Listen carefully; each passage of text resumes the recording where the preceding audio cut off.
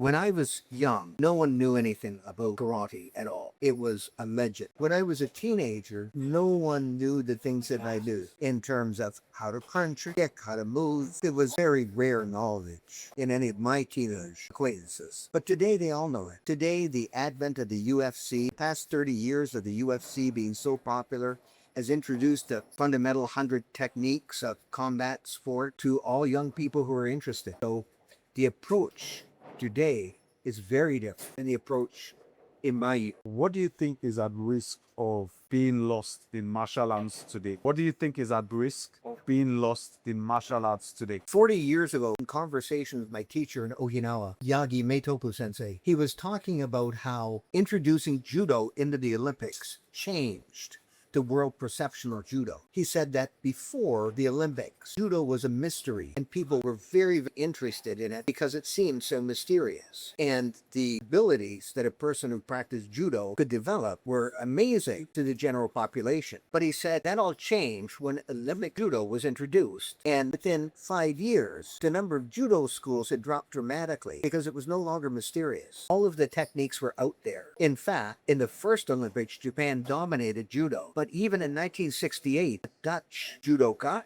was able to earn a gold medal in the Olympics. And since that time, the playing field is leveled internationally.